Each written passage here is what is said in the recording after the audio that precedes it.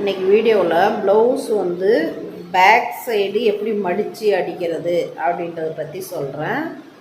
பாருங்கள், back side எல்லாம் attach பண்ணி வச்சுட்ருக்கேன் கையெல்லாம்.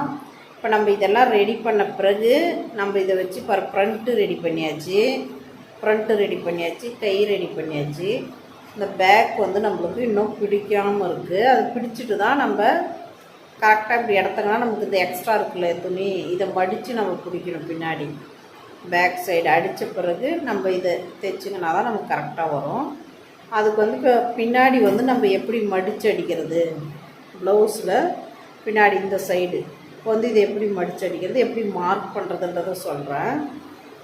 பாருங்கள், இதை வந்து இப்படி பாருங்கள், கை இருக்கா, கை இருக்குது, கை இப்படி வச்சுட்டு நீங்கள் செக் பண்ணிக்கோங்க.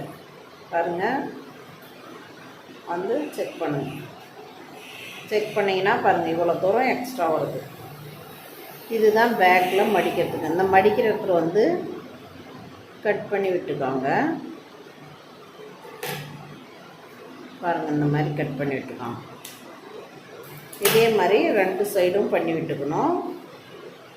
பாருங்கள், இந்த சைடும் அதே மாதிரி பிடிச்சி கட் பண்ணி விட்டுக்கணும்.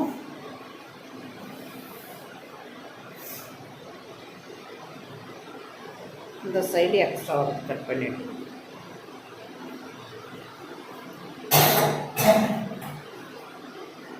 இந்த சைடு எக்ஸ்ட்ரா வருது, கட் பண்ணி விட்டுருக்காங்க. இது கட் பண்ண பிறகு பாருங்கள், இது வந்து நான் மார்க் கட் பண்ணி விட்டுட்டேன். எந்தெந்த இடம் பிடிக்கணும் அப்படின்றத கட் பண்ணி விட்டுட்டேன். இந்த இடத்துல பிடிச்சா நம்மளுக்கு கரெக்டாக பேக் வரும். பாருங்கள், இங்கே கட் பண்ணி மார்க் பண்ணி விட்டுருக்கேன். இப்போ நான் பிடிச்சி காட்டுறேன் பாருங்கள். இதை வந்து ஒரு மடிப்பு மடிச்சுட்டு இன்னொரு மடிப்பு மடிக்கணும். மடித்த பிறகு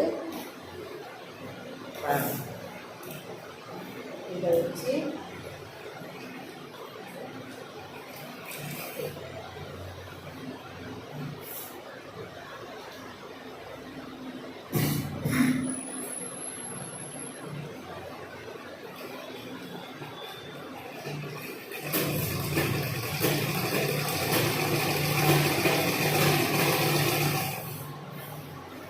அப்படி நீட்டாக அடிச்சுங்க.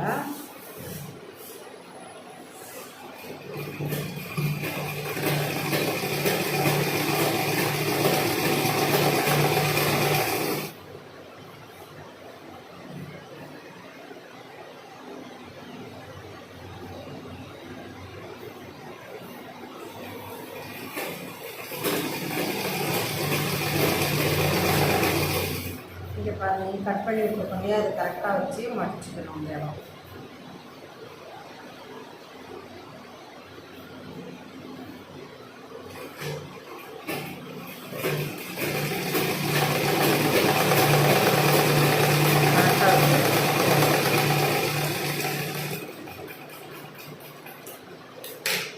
பாருங்கள், தைச்சிட்ருக்கேன். நான் இந்த பேக் சைடு தைச்சிருக்கேன் பாருங்கள், மடித்து.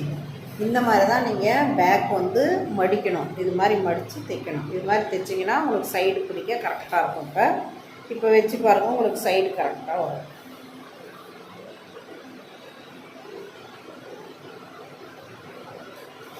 வச்சு இப்போ நம்ம பார்த்தோம்னா கரெக்டாக இங்கே இந்த முனையும் இந்த முனைப்பர் கரெக்டாக இருக்குது. வச்சு பார்க்கும்போது இதை வச்சு நீங்கள் நீட்டாக அப்படியே ஸ்டிச் பண்ணிட வேண்டியது தான்.